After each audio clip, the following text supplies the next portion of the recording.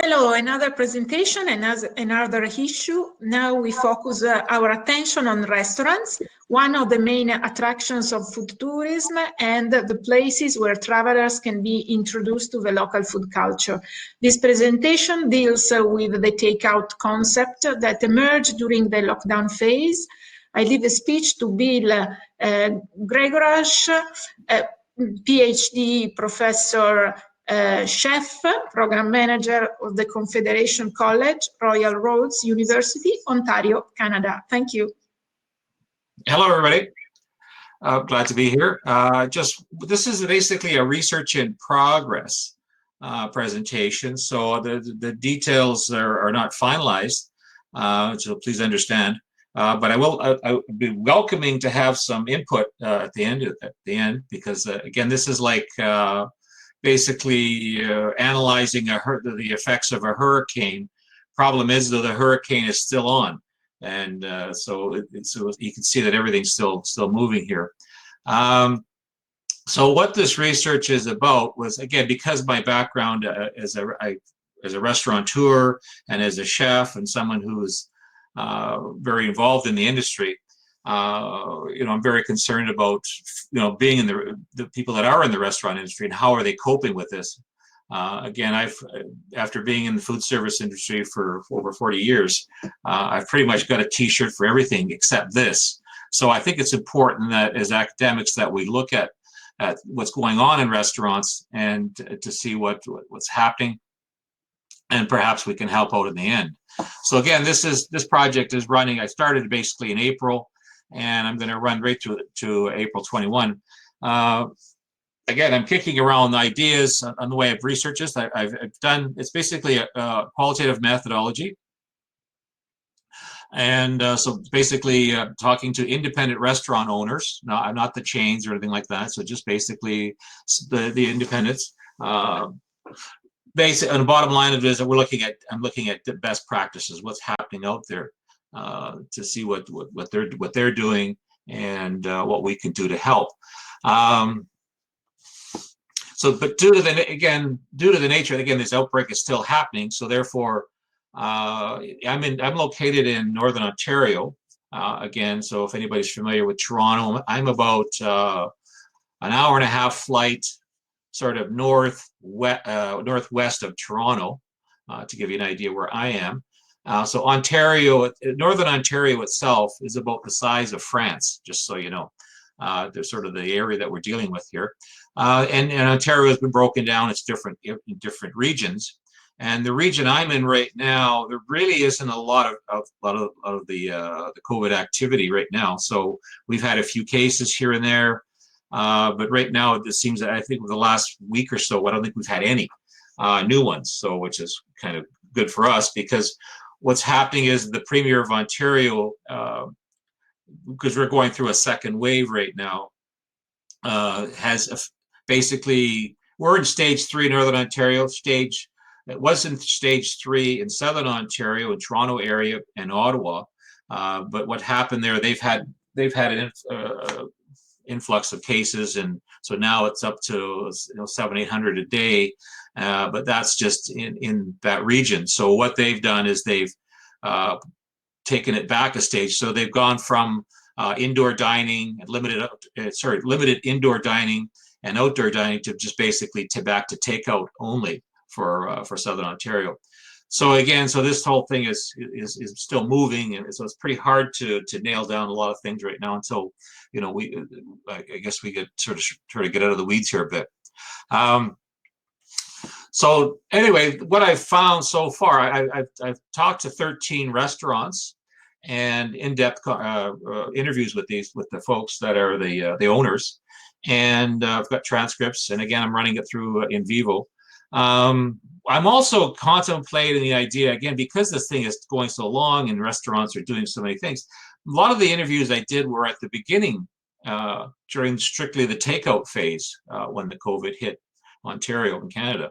And so by looking at what's happening then and watching what's been happening over the last 6-7 months, a lot of restaurants have sort of morphed, I guess, into different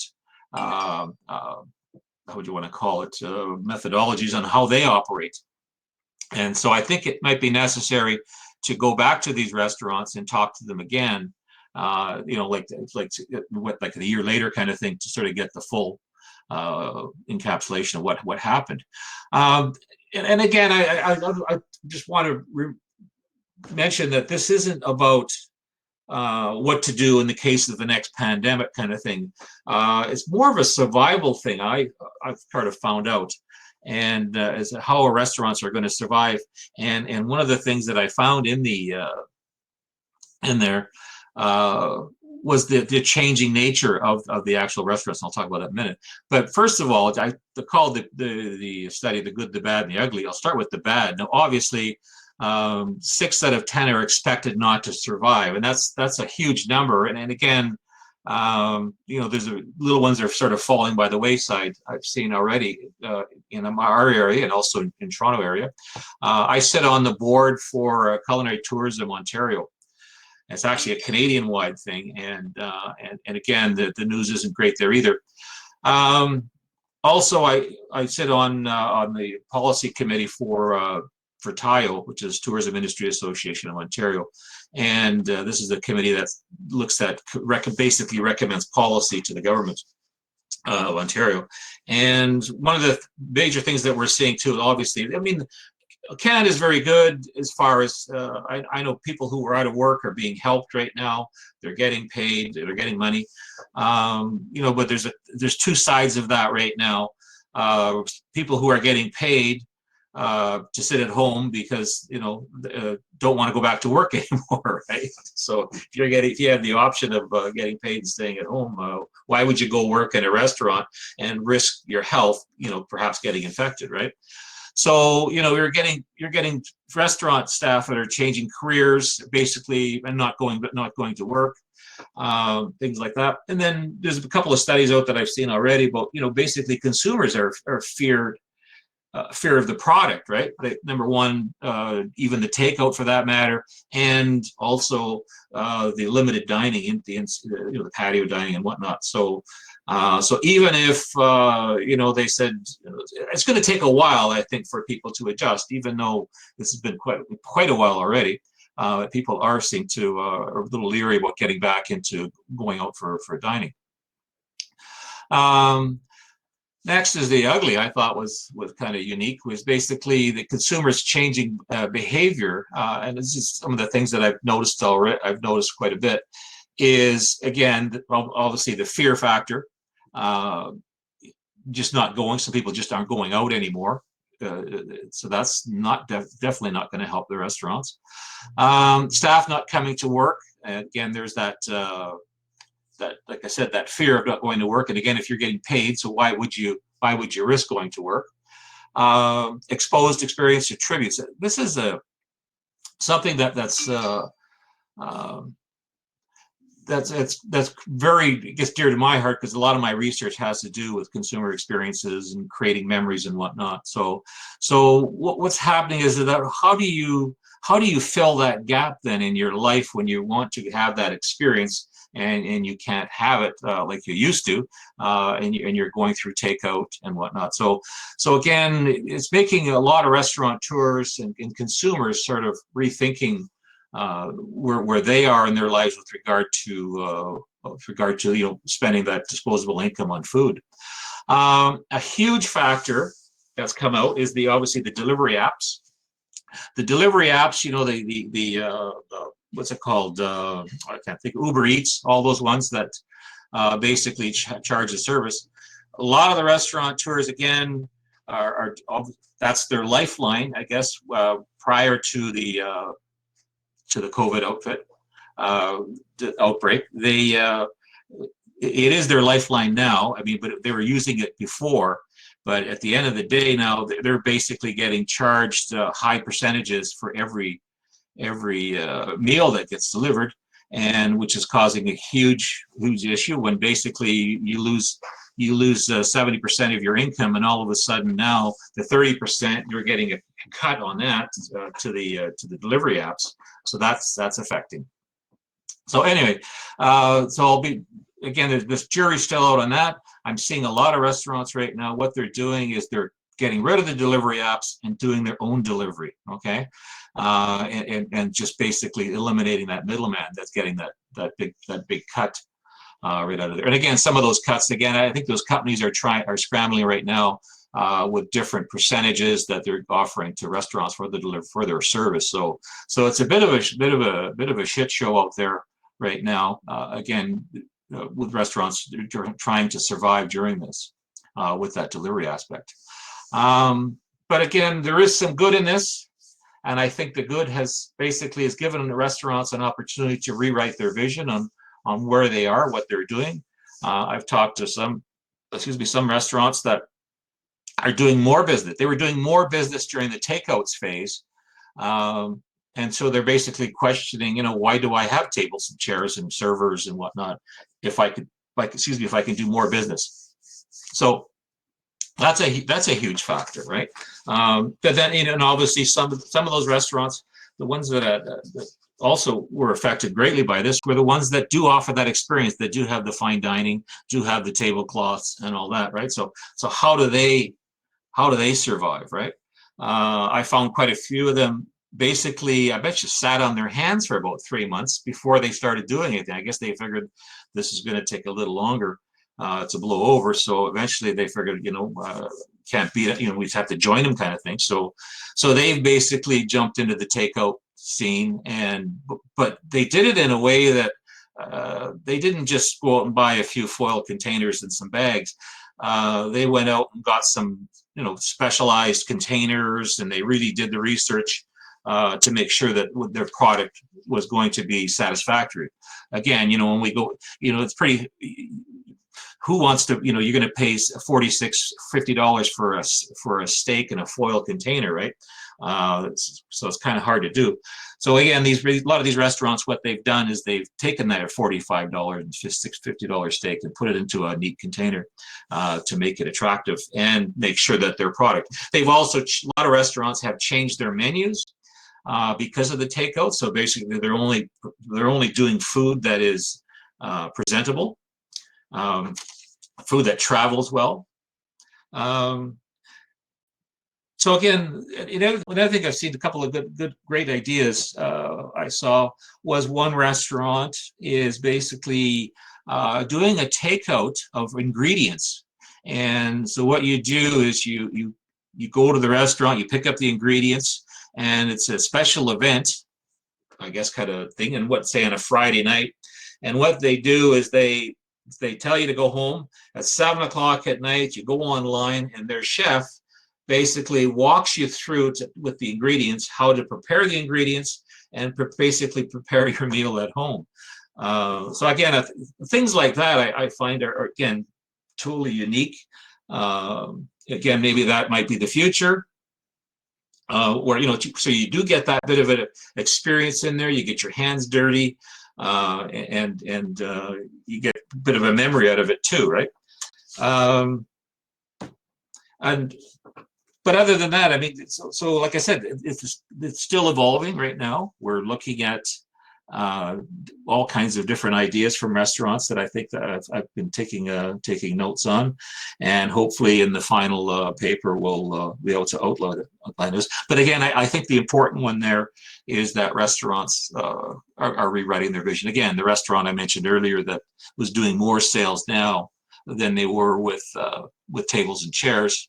The whole history, the whole industry right now, training is different. Again, I'm involved in a college where we train people for hospitality, and we're everything I look at now as an educator. Basically, we're rewriting the book on everything, and how this pandemic has affected us. And I think it's going to be long. We're going to be doing this for a long time. So let's put it that way.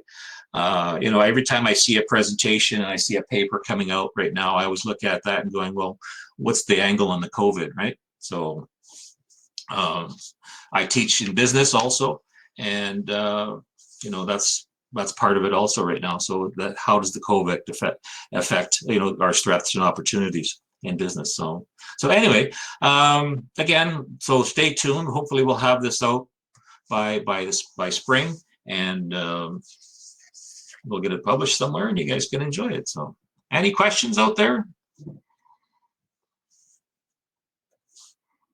You guys are hearing me, I hope.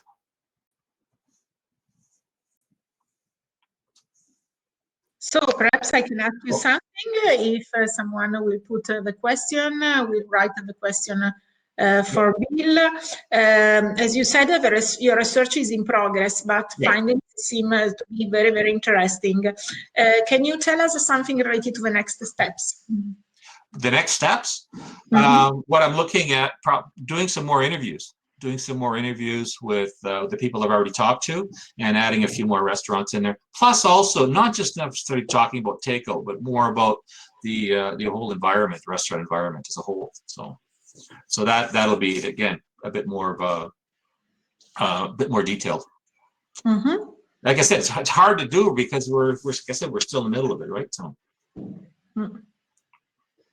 Okay. And Andrea? Do you want to present directly, or do you want to type, or do you want to speak, Andrea?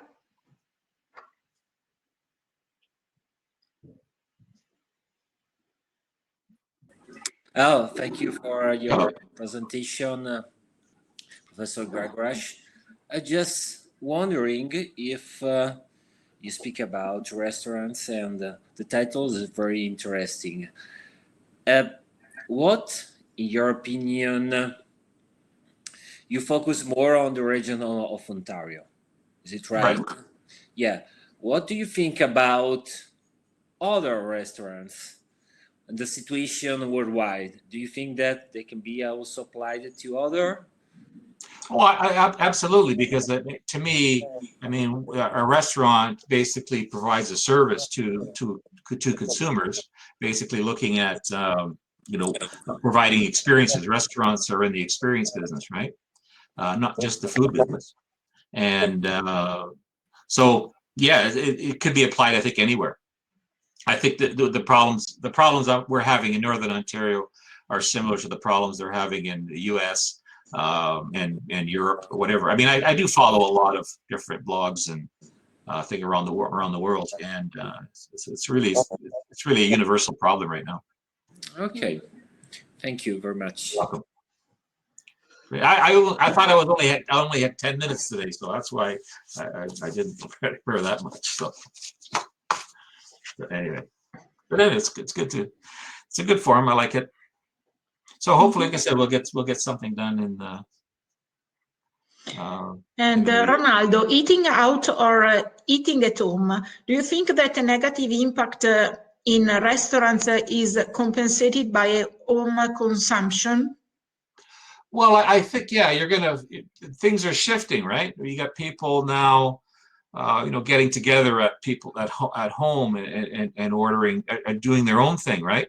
You look at, I mean, I don't know about in Europe, but I know in Canada, during the height of the pandemic there, I think by April and May, you couldn't buy flour or yeast in the grocery store because everybody was at home baking. Everybody was doing this and doing that, and so there's a whole trend now. So all of a sudden you've got consumers out there that are baking for the first time. They're cooking more, so I know that the websites are busier than ever with offering recipes and things like that. So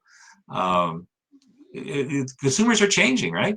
And then, so as consumers change, they become, and I found too, in a lot of my research, is they become more educated. The more educated they are, then the restaurants have to be on their toes, right, to be able to service their needs, right?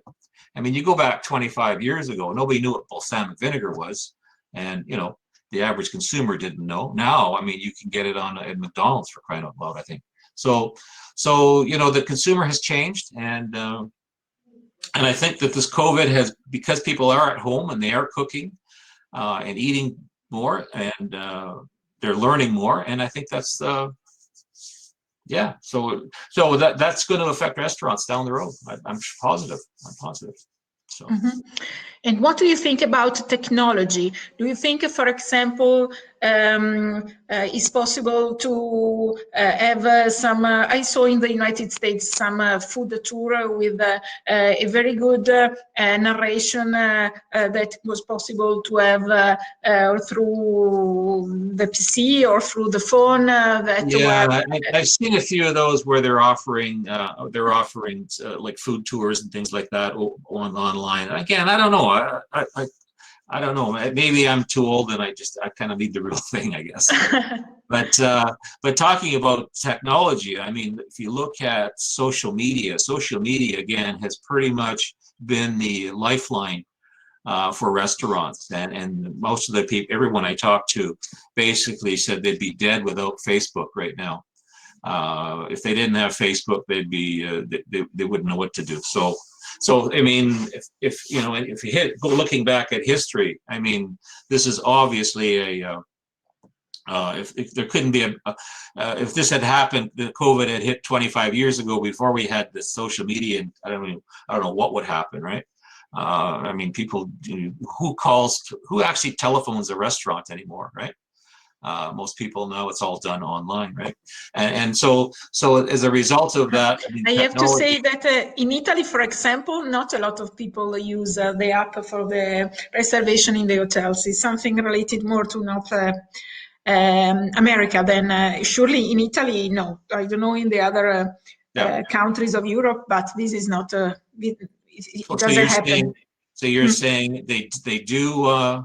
They call to the restaurant to have the table. Yes. Yeah. Okay. We love to speak directly. Yeah. So whereas, I mean, even myself, I find I don't like calling a restaurant. I mean, maybe because I owned a restaurant for 10 years and I hated answering the phone at the time. But anyway, I mean, if I could get it online, I'm going to do it online, right? And I think that's what's happening with food. I mean, I've ordered food now online just from the high. Again, this is another part of the service that the restaurants are offering, especially the higher end ones, is they're doing it all online, and so there's no screw up. So have I included fine dining restaurants for them charging delivery? I think that most of them aren't really doing a delivery charge. I found they're basically if they're doing their own delivery. I mean, if you're doing Uber Eats or Skip the Dishes, as the other one, you are getting charged a delivery charge.